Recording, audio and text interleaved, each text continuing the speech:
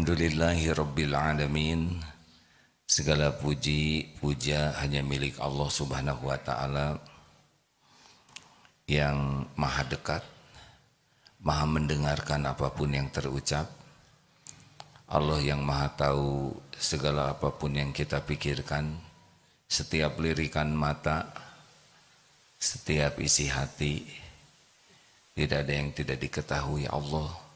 Allah menyaksikan segala-gala yang kita lakukan, tidak ada yang tersembunyi dimanapun, kapanpun.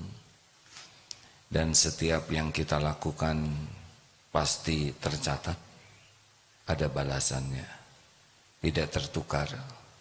Setiap kebaikan akan kembali kepada pembuatnya, setiap keburukan akan kembali kepada pelakunya. Tidak ada satupun yang meleset, tertukar. Kita akan memikul apa yang kita perbuat.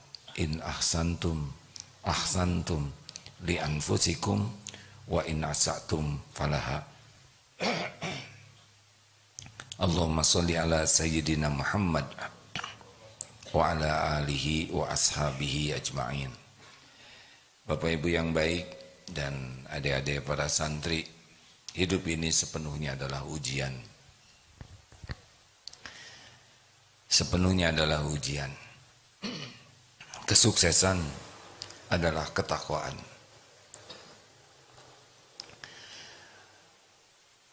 Harta, gelar, pangkat, jabatan, kedudukan, popularitas sama sekali bukan tanda sukses. Kalau seseorang kaya bukan sukses. Orang punya gelar sepanjang apapun bukan sukses. Orang punya jabatan setinggi apapun bukan sukses. Sukses itu kalau pemberian Allah membuat kita semakin bertakwa kepada Allah. Diberi harta dan kekayaannya membuat dekat dengan Allah. Diberi jabatan dan jabatannya membuat semakin takwa. Diberi gelar, gelarnya membuat semakin takwa. Itulah orang yang berhasil dalam hidup ini.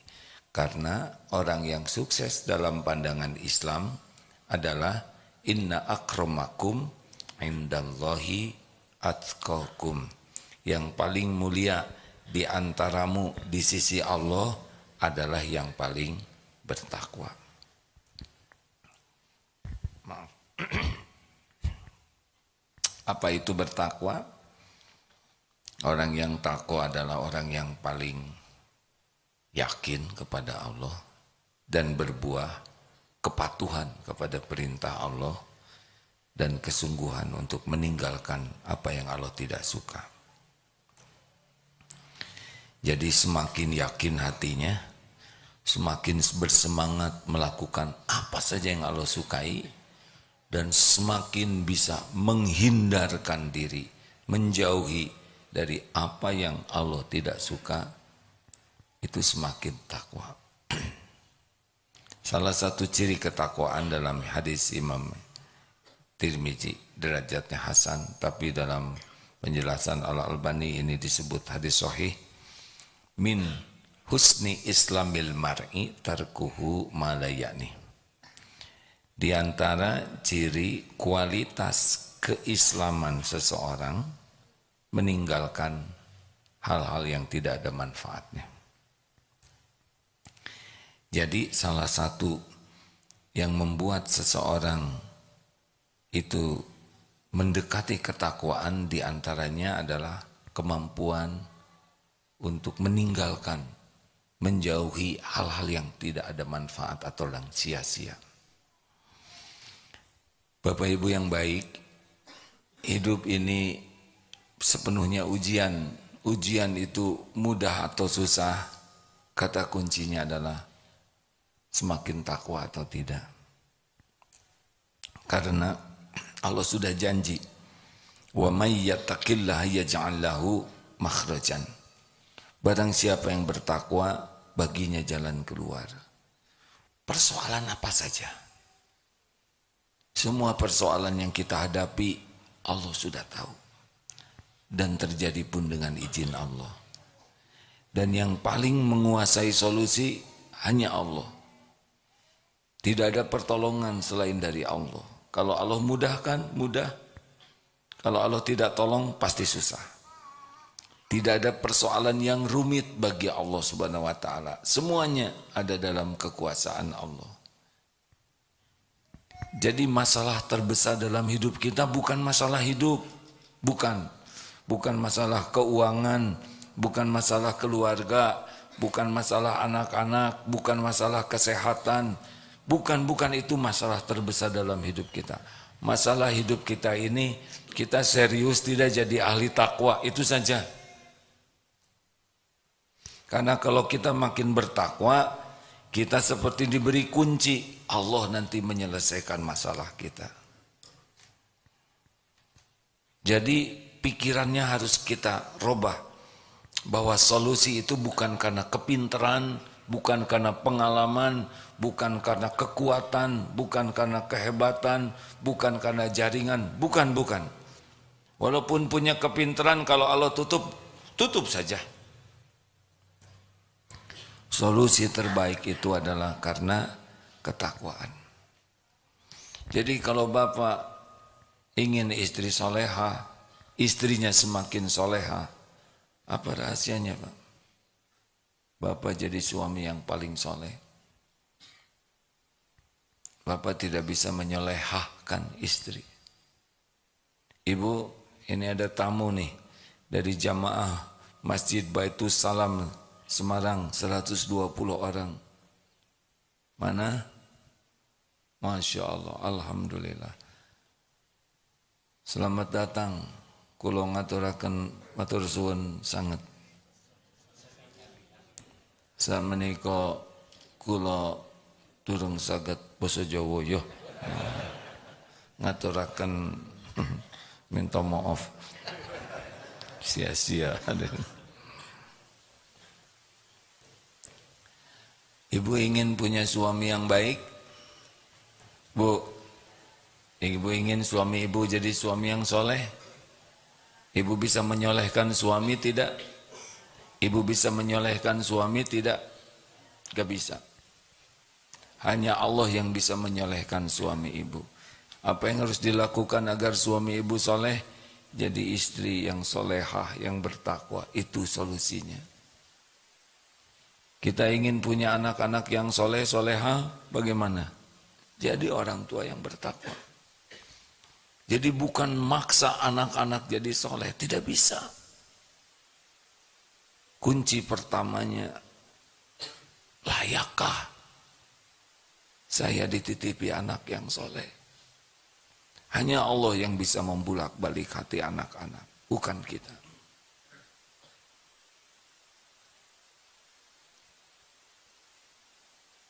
Semua masalah ada dalam pengetahuan Allah. Tidak usah risau. Yang risau itu kita tidak ditolong oleh Allah. Kenapa tidak ditolong? Karena tidak memantaskan diri menjadi orang yang layak ditolong oleh Allah. Tapi ini persoalannya rumit. Rumit itu kata kita yang bodoh. Tapi ini saya harus bayar hutang, jumlahnya banyak, ini banyak sekali. Banyak itu kata kita yang tidak punya apa-apa. Allah pemilik langit dan bumi. Berapa utang Bapak? 10 triliun, 1000 triliun, gak ada apa-apanya. Penjahat juga banyak yang dikasih lebih dari itu. Maka selalu pikiran kita tuh, saya makin takwa atau tidak? Iman saya makin kuat atau tidak? Amal soleh saya makin berkualitas atau tidak? Seperti sholat subuh barusan. Kita sholat sama-sama di masjid. Siapa yang layak mendapat pertolongan Allah? Yang paling khusyuk. Yang paling khusyuk. Kita sering merasa, saya sudah sholat, saya sudah tahajud, saya sudah sholat duha, tapi kenapa jauh dari pertolongan Allah, kok Allah belum menolong juga? Ya jawabannya sederhana.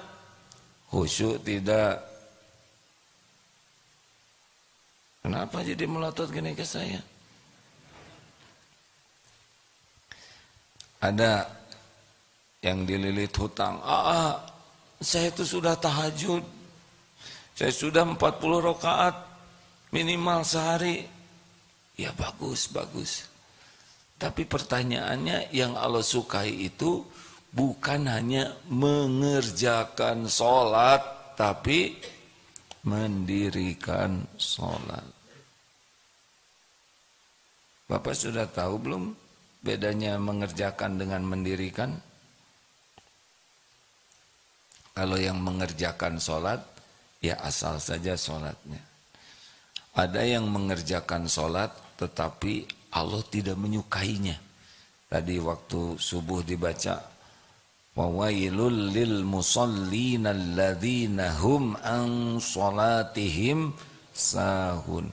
Ini sholat ini penting sekali nih. Ketakwaan kita ini dari sholat kelihatannya. Salah satunya. Coba di dalam surat Al-Baqarah. Alladzina yu'minuna bil ghaibi wa yuqimuna sholata wa mimma razaqnahum yunfikun. Sesudah yakin kepada yang gaib, itu ciri orang yang takwa. Alif lam mim zalikal kitabul la raiba fihi hudal lil muttaqin. Siapa? Alladzina yu'minuna bil ghaib, yaitu orang-orang yang beriman, orang yang bertakwa itu yang beriman kepada yang gaib. Dan yang kedua apa? Mendirikan salat. Yang seperti apa? Yang salatnya lalai, yang Allah tidak suka walaupun kita sholat. Cirinya ada berapa? 6. Ini sudah sering disampaikan, tapi ini penting karena kita merasa sudah sholat. 1, cirinya berat. Kalau kita merasa malas dan berat melaksanakan sholat, ciri-ciri itu kita masih jauh dari ketakwaan dan sholatnya tidak mendatangkan pertolongan Allah. Wasta'inu bis-sabri was-shalah. Ada yang nanya, kenapa sabar dulu? Kenapa sabar dulu baru salat? Wasta'inu bis-sabri was-shalah. Karena orang yang tidak sabar tidak bagus salatnya. Bahkan banyak yang tidak sabar itu ya tidak salat dia. Dan salat khusyuk itu pasti karena sabar. Cirinya malas, berat. Tuh ciri pertama, periksa. Termasuk sholat rawatib. Biasanya berat, hanya maunya yang fardu saja. Fardu dilaksanakan, tapi sunnah-sunnah berat, tahajud berat. Ini ciri-ciri ini kurang bagus kualitas sholat. 2, riya. Ingin dilihat orang, dinilai orang. Kalau sholat kita lebih senang dinilai orang daripada dinilai Allah, ciri-ciri. 3, senang mengakhir-akhirkan, dilambat-lambatkan, tidak bersegera dalam sholat. Ini ciri-ciri nih. Karena amalan yang dicintai Allah, as-sholatu ala waqtiha. Sholat tepat pada waktunya. Kalau kita sudah terus mau di akhir-akhir, adzan berkumandang, tetap ngobrol, adzan sudah selesai, tetap tidak bergerak, ini ciri-ciri nih. Ada saja alasan, masakan belum beres, ini belum nyuci, belum kering, ini rapat belum tuntas, ada saja, itu udah ciri tuh. 4, cepat sholatnya tuh, ringkas, tidak ada tumanina, Allah ruku, sujud, begitu saja. Padahal salah satu yang dipentingkan dalam sholat adalah tumanina, tenang.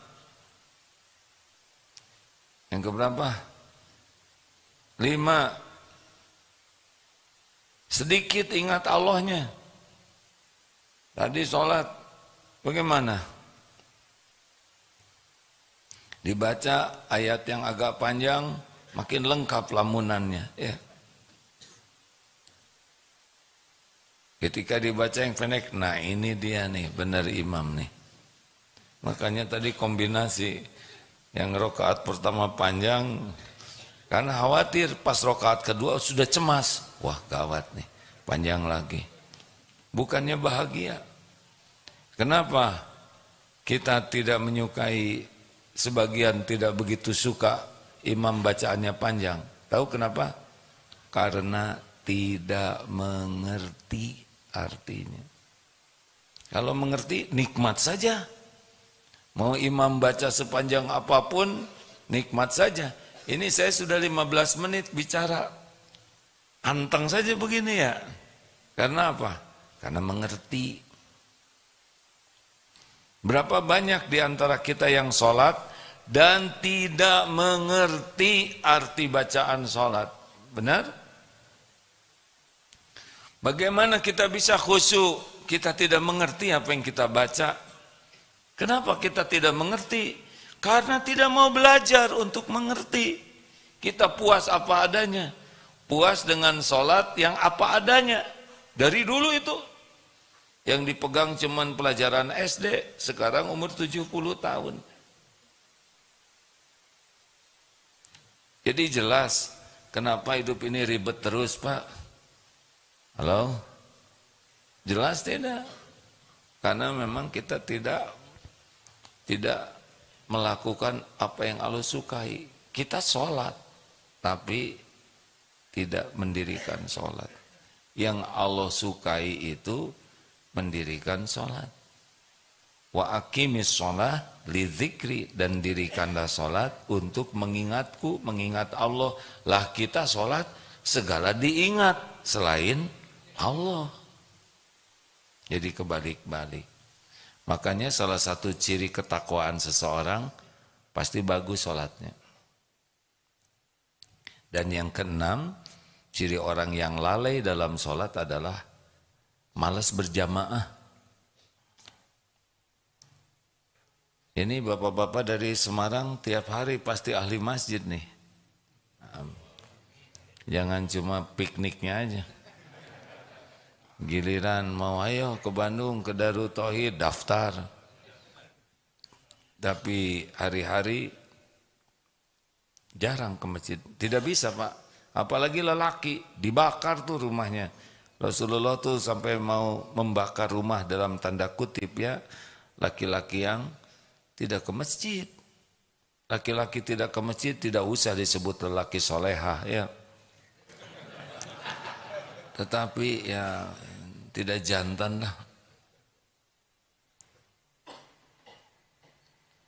Nah hadirin sekalian, jadi kalau ada masalah itu yang kita pikirkan tuh bukan sibuk memikirkan solusinya saja, tapi memikirkan bagaimana Allah menolong kita.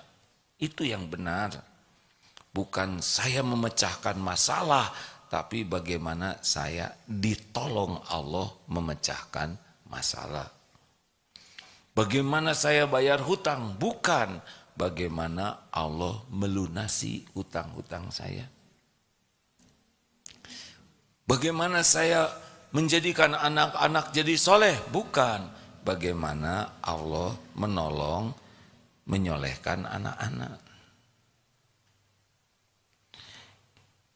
Kita kadang takut, misalkan takut oleh anjing yang takut digigit anjing. Seharusnya takut Allah mengizinkan anjing menggigit kita. Bukan takut celaka, tapi takut Allah tidak melindungi kita. Jadi harus ke Allah dulu. Pemilik keselamatan. Ini Bapak dari Semarang ke sampai sini selamat itu hanya Allah yang nyelamatin, Pak. Kita jarang menyadari bahwa selama ini kita bisa selamat itu pertolongan Allah. Tiap hari kita pergi ke sana sini, tuh ada yang celaka di jalan. Kita kok enggak celaka? Berarti Allah melindungi kita. Tiap waktu kita makan langsung masuk ke saluran tenggorokan, kerongkongan, Nggak tahulah apa namanya, pokoknya selamat. Siapa yang nyelamatin ini? Tuh ada yang tersedak, betul tidak? Kita jarang menyadari kenapa minum tidak ngumpul di paru-paru. Kita jarang menyadari bahwa kita tuh setiap saat dijaga, dilindungi, ditolong oleh Allah. Benar? Jadi Pak, Bu, jangan takut menghadapi hidup ini. Mau apapun nanti ujiannya ke depan, bukan nantang ya, tapi takutlah kita tidak ditolong Allah. Jadi yang kita pikirkan setiap waktu kualitas ketakwaan kita. Lihat masalah dalam keluarga, apa? Misalkan punya usaha, kenapa usaha begini? Solusinya ketakwaan. Kita benar-benar tidak yakin ke Allah. Kita udah benar-benar tidak mengamalkan apa yang Allah suka. Kita benar-benar tidak menjauhi apa yang Allah tidak suka. Nah, salah satunya yang Allah sukai itu adalah menjauhi hal yang tidak manfaat. Makin terpelihara dari hal-hal yang tidak manfaat, kita makin takwa tuh. Dari mana? Coba kita usut dari atas ya. Dari pikiran kita. Kita sering tidak memikirkan hal-hal yang tidak manfaat. Kenapa segala urusan kita pikirkan? Sedangkan Allah yang harus kita tafakuri, tidak. Kenapa tetangga beli mobil kita pikirkan? Dari mana uang mukanya? Berapa kali cicilannya? Itu mobil bekas atau siapa? Mau apa? Kenapa kita harus menyelidiki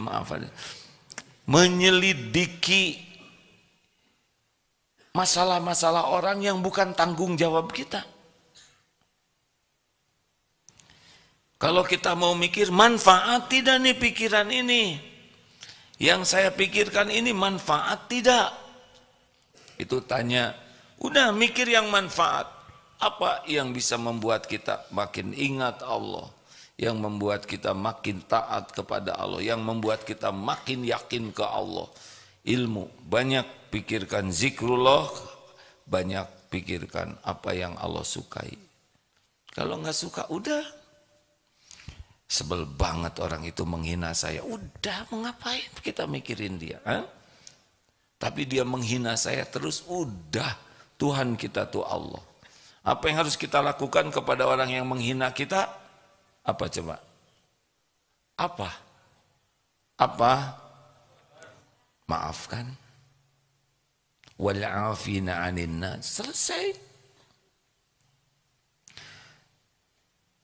Orang menghina kita, izin Allah bukan? Izin Allah. Ada kebaikan tidak di sana? Pasti ada. Nah, itu yang dipikirkan. Oh, Allah mengajari saya untuk tidak suka menghina orang lain. Saya dihina orang berarti ini perbuatan yang tidak boleh saya lakukan. Saya dihina orang adalah jangan-jangan ini karena saya suka menghina orang, sehingga ini menimpa saya. Tuh begitu. Jadi mikirnya tuh positif, sesuatu yang jadi amal soleh. Mata, hati-hati hadirin, orang Indonesia 5,5 jam buka HP. Berbahagialah yang HP-nya jadul, sehingga membosankan. Yang HP-nya canggih, makin bagus, makin cepat, kuotanya banyak, internetnya cepat. Di sini nih, bisa menguatkan iman, melemahkan iman. HP ini nih, bisa membuat kita jadi ahli takwa atau jadi orang yang Allah murka. Di sini nih, di sini hadirin yang punya HP. Serius, ini serius sekali. Karena berjam-jam kita membuka ini. Kalau yang kita buka hal yang manfaat, yang membuat kita ingat kepada Allah, ilmu yang manfaat, di sini penguat iman. Tapi nafsu kita Tidak suka lihat yang baik-baik. Nafsu kita itu ngajaknya lihat yang error di sini. Nggak tahu kalau kakek-kakek masih suka lihat yang error, kakek-kakek juga lelaki. Ya udah tuh berarti error juga. Padahal saya kakek-kakek juga.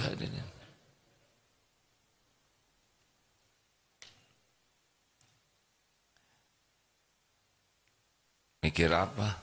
Mikirin HP ya. Ke masjid sih ke masjid. Pakai kopiah sih kopiah haji. Tapi kalau lagi sendiri, makanya kata Ali bin Abi Thalib karamallahu wajhah, ada 4 yang paling berat tapi paling besar pahalanya. Salah satu di antaranya ifah, menjaga diri dalam kesendirian. Yang pertama adalah memaafkan ketika kita sedang marah dan mampu membalas tapi kita maafkan. Yang kedua, memberi, berinfak ketika kita sedang perlu uangnya. Kita lagi perlu, ada yang lebih perlu dan kita berikan, itu top. Yang ketiga, kita bisa menjaga diri tidak melakukan maksiat ketika dalam kesendirian. Di depan orang kita nggak mau buka-buka HP yang ngeres, ya kan? Si bapak ketawanya aku tahu aja kan. Gini Pak, kan ini maaf aja ya. Katanya orang yang suka buka-buka tayangan yang tidak bagus itu di sininya, di kukunya ada yang putih-putih Pak. Masa kukunya nggak ada yang putih, ya nggak? Langsung lihat begini, nggak usah dilihat. Astagfirullah, saya dosa ini ya. Jadi sih bapak ada yang pura-pura lihat, oh benar juga nih kuku. Ini sia-sia, baru aja ngomong jangan sia-sia, mancing aja nih kakek-kakek nih. Maaf ya Pak. Yang keempat, berani berkata benar kepada orang yang ditakuti atau yang diharapkan. Kita takut kepemimpinan, gak berani ngomong benar. Atau ada orang yang kita harapkan bisa nolong kita, nah kita juga gak berani bicara benar karena takut kita tidak ditolong. Nah kalau bisa 4 ini mantap, itu ciri-ciri tuh ketakwaan seseorang. Hati-hati HP ini, semuanya harus menyadari HP ini bisa mendekatkan kita ke Allah, bisa menjauhkan kita dari Allah. HP ini bisa membuat kita lebih takwa, atau HP ini bisa membuat kita rontok ketakwaan kita. HP ini bisa membuat kita jadi orang yang ditolong Allah, atau sebaliknya. HP ini kalau tidak hati-hati membuat kita jauh dari pertolongan Allah. Sadari ini sama-sama hadirin.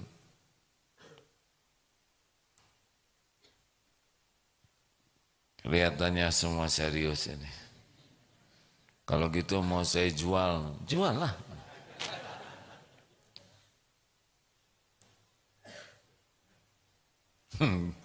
Jual beli HP. Hadirin, turun dari sini telinga, sebetulnya hampir sejajar. Ini nih, ini bisa jadi penguat iman, bisa menjadi perontok iman. Telinga ini bisa membuat kita banyak dapat pertolongan Allah, atau sebaliknya. Kalau kita banyak mendengarkan maksiat, apa yang diharamkan Allah, udah jelas kita makin jauh dari pertolongan Allah. Makin tidak tenang. Jangan suka dengar gibah, karena yang mendengar dan yang berbicara sama dosanya. Jadi kalau kita dengar orang yang suka menjelek-jelekan orang lain dan kita menikmati obrolan itu, walaupun kita tidak berkata apa-apa, tapi di hati jadi itu dosanya sama. Hindari yang kita lihat dan kita dengar yang membuat kita lalai dan tidak disukai Allah. Turun lagi, lisan.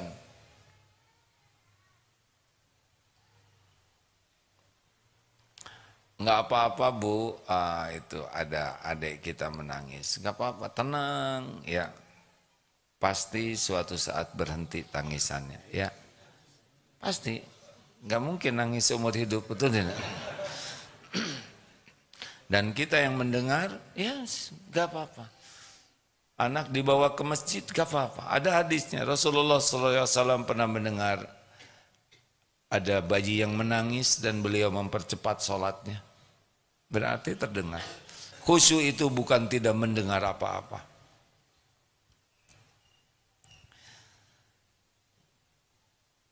Tuh kan berhenti. Oh lagi ya gak apa-apa. Kita juga pernah bayi, benar? Masih mending ini nangisnya di masjid, kita nangisnya di pasar. Lanjut. Nah mulai ke yang berbahaya, lebih bahaya. Ini lisan. Kalau orang sudah banyak bicara sia-sia, itu lebih dekat kepada bicara maksiat. Makin banyak bicara yang tidak disukai Allah, makin jauh dari pertolongan Allah, itu kuncinya. Karena yang Allah sukai hanya dua, falyakul khairan aw liyasmut, berkata baik atau diam. Ini yang disukai Allah. Ini ciri ketakwaan. Ini yang mendatangkan pertolongan Allah, bicara baik atau diam. Berarti kalau kita tidak bisa jaga kata-kata kita, banyak sia-sia, banyak perkataan yang tidak disukai Allah, artinya kita makin jauh dari Allah, makin jauh dari pertolongan Allah. Bapak Ibu banyak masalah, jaga lisan, itu salah satu gerbang agar kita ditolong oleh Allah. Bukan tidak boleh bicara, tapi bicaranya yang baik, niatnya baik, yang disampaikannya baik, manfaatnya juga baik. Kalau tidak, diam saja. Bagi yang senang ngobrol, siap-siap hidupnya banyak masalah. Ya, karena setiap ngobrol itu sangat berpeluang tergelincir. Tergelincir hati, niatnya jadi ujub, jadi ria, jadi dengki, banyaklah. Setiap kali ngobrol itu hati akan main terus. Lalu perkataannya bisa bohong, bisa ditambah-tambah, bisa menghina, bisa menyakiti orang, bisa gibah, bisa fitnah, bisa dusta. Selama bicara sangat berpeluang kita tergelincir.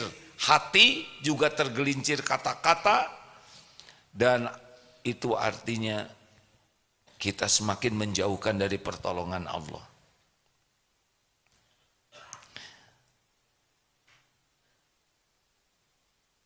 Kenapa jadi diam? Karena disuruh diam.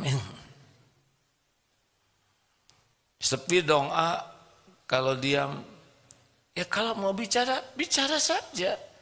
Itu perintahnya juga, falyakul khairan, bicara dulu baru diam, tapi syaratnya bicaranya baik. Dari Semarang ke sini, aduh jauh. Jadi dekat nggak sih dengan bicara begitu? Jawab, enggak, jadi berubah, benar? Macet, jadi lancar. Jadi lancar tidak? Nggak usah bicara itu. Aduh capek. Terus jadi gimana? Salah sendiri. Kenapa ikutannya?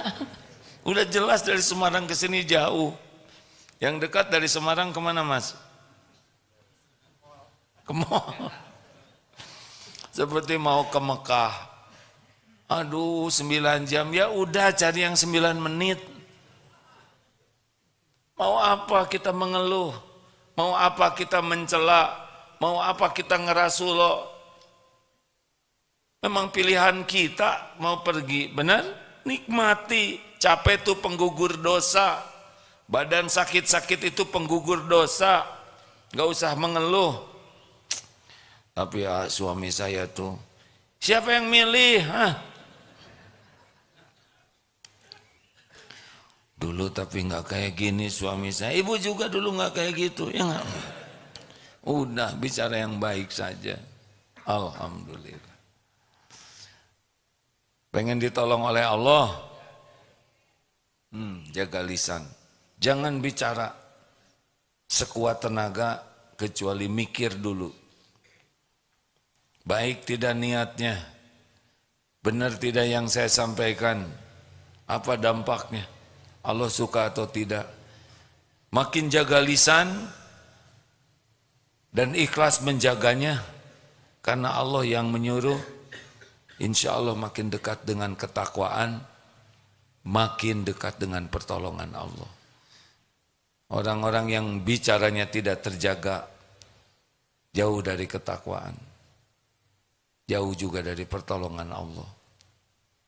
Jadi salah satu yang membuat hidup kita menderita, tidak menjaga lisan. Kita sudah tua nih Pak, udah banyak bicara dari dulu ya kan? Nah sekarang bagian diam.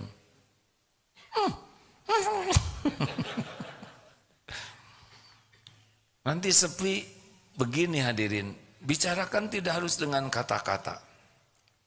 Dengan perilaku kita juga sudah bicara banyak. Senyum yang tulus, menyimak dengan baik, sifat yang ramah, rendah hati, itu sudah banyak yang disampaikan. Tidak harus menjelaskan segala hal dengan kata-kata. Kalau tidak sesuai dengan kelakuan, malah jadi jatuh. Jauhi apa yang Allah tidak suka. Jangan lakukan yang tidak ada manfaat. Ini Allah suka tidak nih yang saya lakukan. Kalau kira-kira tidak suka, udah tinggalkan saja. Waktu kita terbatas. Apalagi yang sudah senior-senior. Ini memang jamaahnya senior semua Pak. Yang ikut. Pensiunan. Memang pensiun itu nikmat besar dari Allah. Karena jadi banyak yang lebih soleh Pak. Bukan soleh mendadak, apalagi mu'alaf katanya. Bukan, ada itu kata-kata yang tidak baik. Alhamdulillah diberi kesempatan untuk bisa cukup waktu memperbaiki diri, benar? Makanya kalau menjelang pensiun harusnya bahagia. Karena kita tidak lagi terikat lebih banyak oleh aturan-aturan yang kadang menghambat waktu kita mendekat ke Allah. Dan yang paling berat itu kalau lagi kerja tuh kecenderungan munafiknya lebih besar.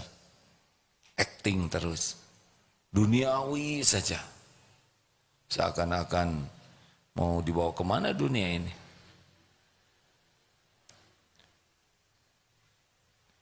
Bagaimana bapak-bapak pensiunan rezeki masih ada tidak? Masih Pak? Alhamdulillah.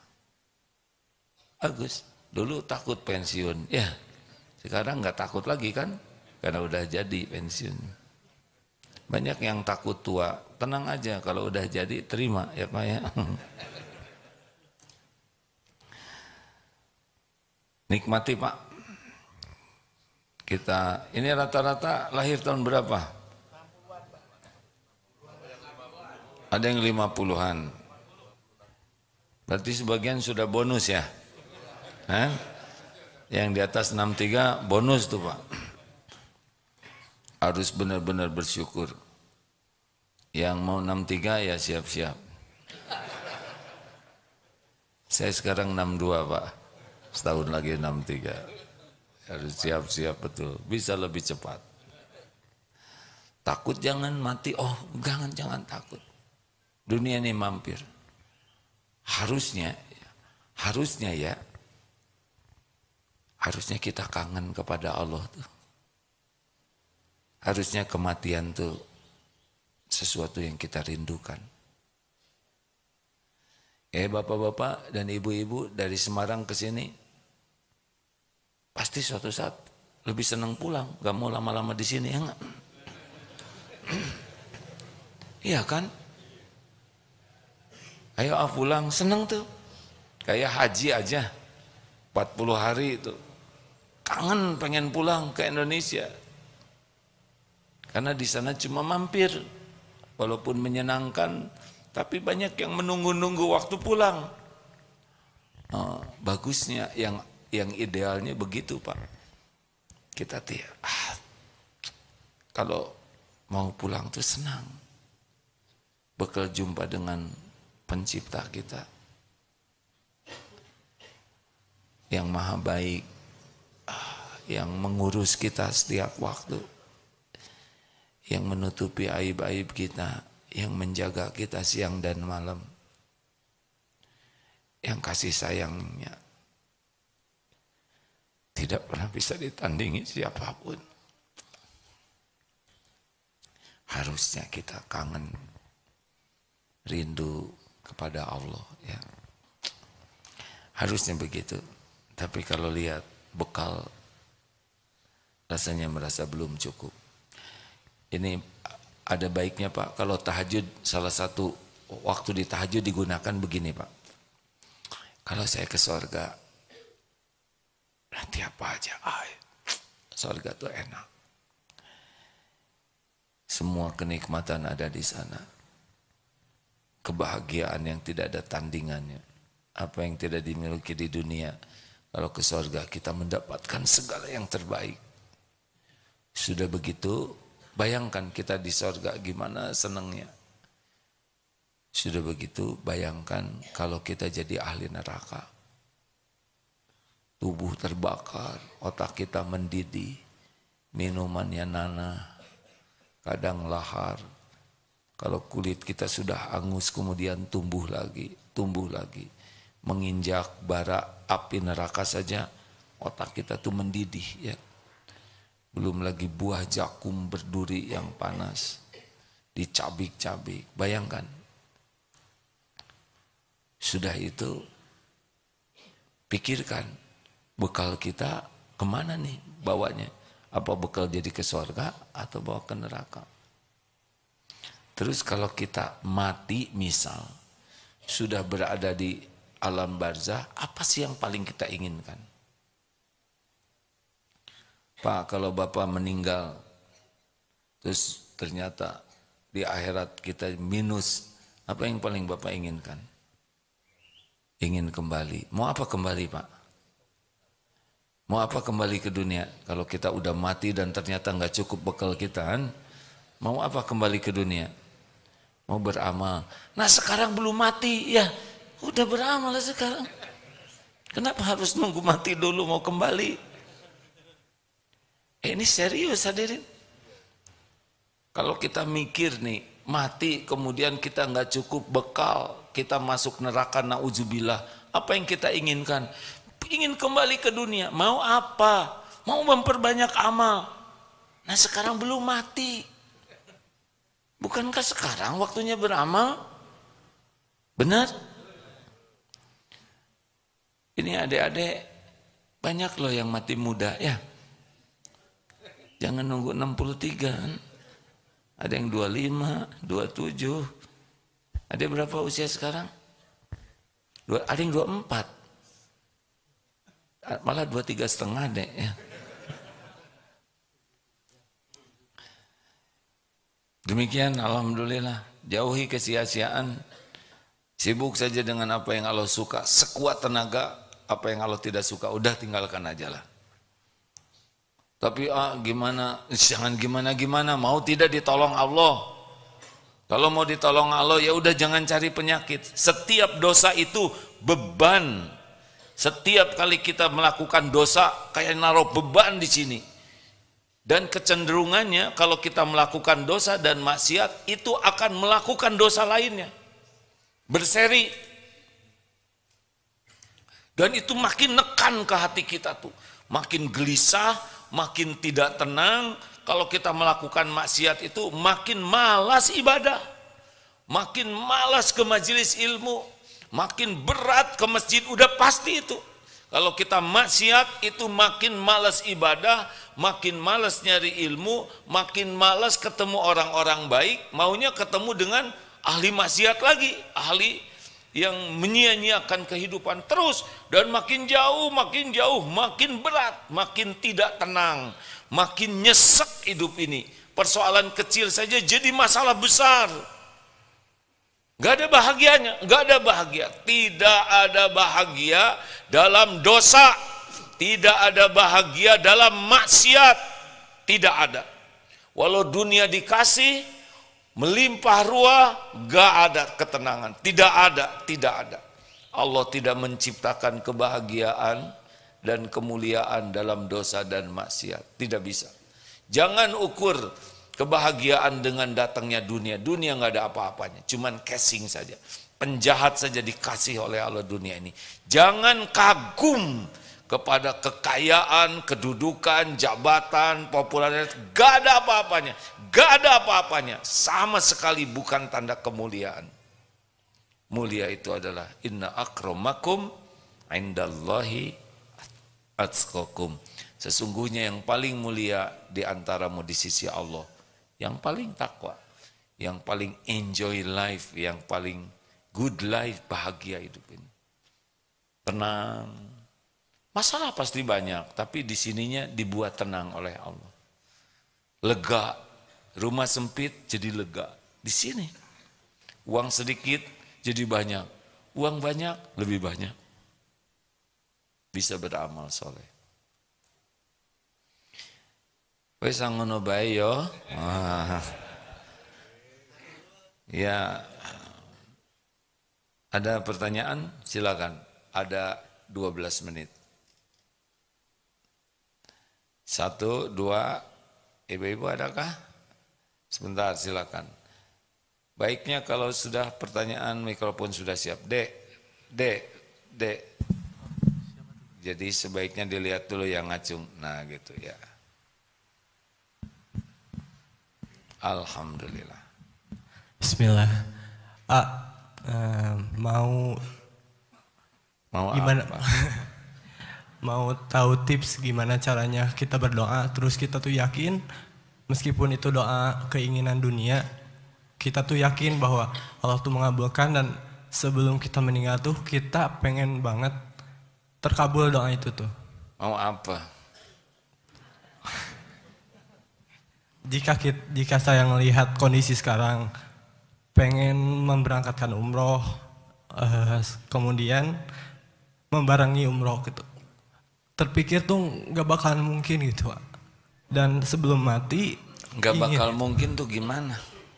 Dengan kondisi keuangan ataupun ilmu gitu, Pak. Jadi gak mungkin. Nah itu yang gak akan terjadi itu. Ingin karena meyakinkan gitu. Ana inda dhanni abdi bi. Aku sesuai prasangka hambaku. Ingin yakin? Ada yang udah berapa tahun hidup? 27. 27. Rezeki dicukupi terus? Kan? Cukupi. Apa yang kurang dari Allah? Pernah Allah nggak ngurus sehari saja? Tidak pernah. Diurus terus. Apa yang kurang dari Allah selama ini? Ada yang kurang nggak dari Allah? Tidak ada. Tidak ada. 27 tahun hidup diurus oleh Allah. Masa masih curiga? Kalau yang tadi keinginan dunia itu gimana? Pengen apa dunianya? Umrohnya itu, Pak. Bukan pengen dunia itu. Kecuali umroh untuk diekspos, untuk jadi konten, ya, untuk mendatangkan iklan, itu dunia. Itu umroh itu ibadah. Kenapa menyebut dunia? Mintalah ke Allah. Semua yang umroh juga Allah yang undang. Dan sebagian besar yang umroh itu tidak, syariatnya tidak ngongkos sendiri deh. Saya jadi saksi. Satu bis misalkan 45 orang, paling yang bayar sendiri itu 10. Selebihnya nggak bayar sendiri. Syariat ya ini ya. Kalau hakikatnya semua diongkosin Allah. Paling yang bayar sendiri itu 10 deh. 35 tuh nggak bayar, nggak pakai uang sendiri. Ada yang dibayarin suaminya. Lah iya. Dibayarin orang tuanya. Dibayarin anaknya. Dibayarin menantunya. Dibayarin kantornya. Ada yang dapat hadiah. Percayalah deh, sebagian besar itu syariatnya nggak ngongkos sendiri. Udahlah, nggak usah pikirin jumlah uang, pikirkan supaya diundang Allah, itu cukup. Jalannya terserah Allah, nanti kalau Allah ngundang pasti ada jalannya, pasti ada jalannya. Gitu. Jangan bersandar ke makhluk, jangan bersandar ke tabungan, jangan bersandar ke gaji. Jangan bersandar juga ke orang. Kalau gitu mudah-mudahan yang ngongkosin. Jangan. Jangan. Minta ke Allah aja. Biar Allah yang ngatur. Adik, berbakti ke orang tua. Doa yang banyak. Tahajud. Jauhi maksiat. Udah kan tadi disampaikan ilmunya ya. Sholat ke masjid. Datang sebelum adzan. Cari saf yang paling utama. Apa aja yang Allah sukai, kerjakan. Apa yang Allah larang, tinggalkan. Doa, udah gitu, nggak rumit hidup ini deh. Semuanya milik Allah. Tidak ada yang tidak mungkin bagi Allah. Kalau kita ingin yakin kepada janji jaminan Allah, lihat hidup kita ini. Selama ini kita diurus, dijamin oleh Allah, masa ragu? Mana Bapak sudah agak lama ya, 37 atau 73 Pak? 72, oh 27 kalau dibalikin lebih remaja lagi. 72 tahun diurus oleh Allah, gak mungkin curiga. Saya 62 tahun, Allah mengurus tiap saat. Bagaimana saya curiga? Kita ngaco aja diurus, apalagi bagus, benar? Model-model kita gini kan pantasnya kalau Allah hitung-hitungan gitu ya. Dosa model kita kan pantasnya disambar petir Pak. Jelebet, gosong, ditiup angin, habis. Apa coba kita ini? Sholat gak pernah khusyuk, gak ngerti, mulut ngomong aja terus kakek-kakek juga kita ini kan. Kalau ditimbang hancur kita ini Pak, cuman kemurahan Allah aja, diberi umur supaya tobat. Begitu nih, lanjut 2. Oh, jangan berkelahi Pak, tenang, kita sudah tua ya. Bah. Abah mau? Iya, saya masalah Masalah apa Pak? 2 tahun yang lalu jadi ini ulasan aja mungkin masalah corona itu, cara berpikir kita waktu itu. Jadi minta ulasan dari Iya, bagi orang beriman virus itu semuanya ciptaan Allah. Allah yang menciptakan. Apa sih pekerjaan virus corona itu? Ya pekerjaannya bertasbih saja. Terus yang kena sakit, yang gimana? Yang memang udah oleh Allah ditugaskan. Si virus sendiri nggak milih Pak. Dia ujuk-ujuk ada ya kan? Terus gimana kok banyak korbannya? Enggak, yang meninggal itu karena udah waktunya. Tidak ada virus yang bisa bikin mati orang. Kita itu mati penyebabnya waktunya habis di dunia ini. Nah, meninggalnya dicabut nyawa oleh malaikat. Syariatnya lewat sakit. Kita nggak boleh mengkambing hitamkan virus, paling juga mengviruskan hitam. Gimana kambing hitam, virus hitam ya, kasihan kambing ya.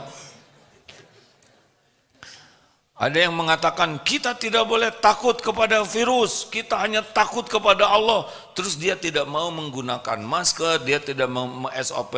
Ini sepengetahuan saya tidak benar juga.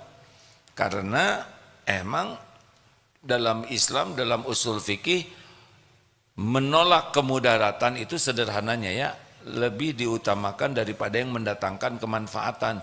Misal kita salaman, itu manfaat. Tapi pada waktu itu salaman bisa menjadi syariat penularan. Maka kita tidak bersalaman itu bukan tidak mau silaturahim, tapi kita mencegah penularan. Jadi pahalanya dua. Satu, niat salamannya dapat. Yang kedua, menjaga diri dari tidak menularkan itu dapat pahala. Jadi semuanya berpahala. Gimana kalau kena COVID? Saya alumni Pak ya. 2 kali kena ya udah nggak apa-apa. Saya dengan Syekh Ali Jabir selisihnya sehari itu. Beliau kena duluan, besoknya saya, kemudian beliau masuk rumah sakit, saya masuk rumah sakit, tapi Allah lebih rindu kepada beliau. Bekalnya sudah banyak, pulang duluan. Saya diberi kesempatan taubat ya. Jadi tidak boleh berlama-lama. Gimana kalau kita tidak boleh? Benar, itu kata-kata bagus ya. Jangan takut ke virus, tapi takut ke Allah. Tapi apakah beliau akan mengatakan hal yang sama kalau ada singa? Jangan takut ke singa. Tetap lari ya. Kalau bicara begitu karena virusnya kecil-kecil. Coba virusnya sebesar kambing. Ragu saya, ma dulu ya, maaf ya Pak ya. Silakan Bu, maaf. Tolong ibu-ibu. Waalaikumsalam warahmatullahi wabarakatuh. Sebentar Bu, dibantu dulu ya oleh timnya. Ya, terima kasih. Waktu kita agak terbatas. Assalamualaikum warahmatullahi wabarakatuh. Alhamdulillah ibu. Baterainya barusan dicas. Oh, barusan dicas ya. Nama saya Sulistianingsih dari Pedurungan Lor Pak. Jadi ini yang dipimpin Bapak Agus Siswanto ini tetangga saya Pak. Tapi saya tidak tahu sama sekali ini tadi. Masya Allah, berarti Alhamdulillah, nanti ibu ini santri masa keemasan Pak. Jadi sesudah ibu ini berarti semua yang hadir ini akan daftar jadi santri masa keemasan ya, gitu Pak. Maksudnya ya Bu. Saya tadi habis tahajud mendengar ada bis itu 3 langsung selesai tahajud Pak. Tapi saya terus turun ke bawah, saya terharu. Alhamdulillahirabbil alamin, saudara-saudara saya dari Semarang diperjalankan Allah ke Darut Tauhid. Alhamdulillah. Iya, saya juga jamaah Bapak Agus Siswanto di kajian Masjid Unimus dan juga di PRM. Masya Allah. Tidak yang ingin saya tanyakan saya alhamdulillah diperjalankan Allah mengikuti pesantren masa keemasan. Di sini alhamdulillah Pak, memang sangat-sangat diberi pelajaran yang luar biasa. Hanya yang saya tanyakan, setelah sampai pulang ke rumah, doa apa yang bisa menjaga istiqomah kami? Karena ini kan PMK itu istiqomah untuk menuju husnul khotimah. Betul. Terima kasih. Wassalamualaikum warahmatullahi wabarakatuh. Waalaikumsalam. Doanya ya muqallibal qulub. Duhai Allah yang membulak-balik hati. Tsabbit qalbi ala dinik. Tetapkan hati ini dalam agamamu. Itu adalah doa yang paling sering dibacakan oleh Rasulullah SAW dan paling jarang dibaca oleh kita. Ya, benar. Kita doanya Rabbana atina fid dunya hasanah terus ya.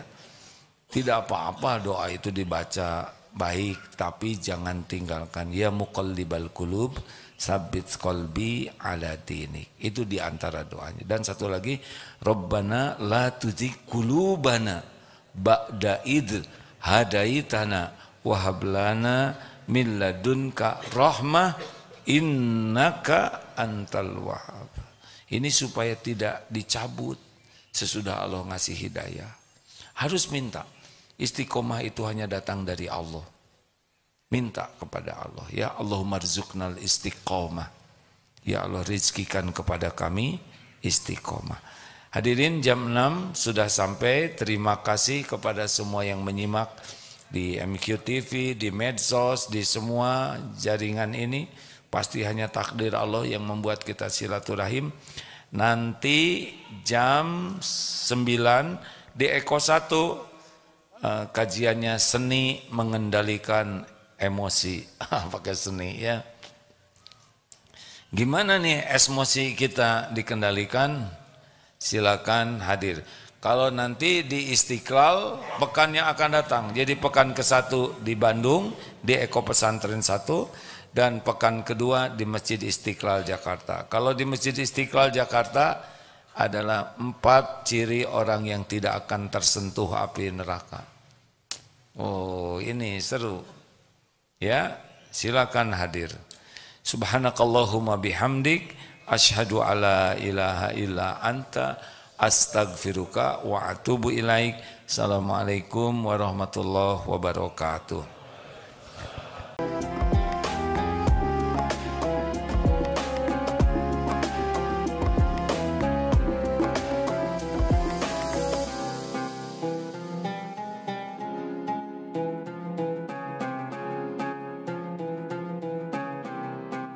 Jangan lupa, saya bilang sekalian, terus berlangganan di Darut Tauhid Official.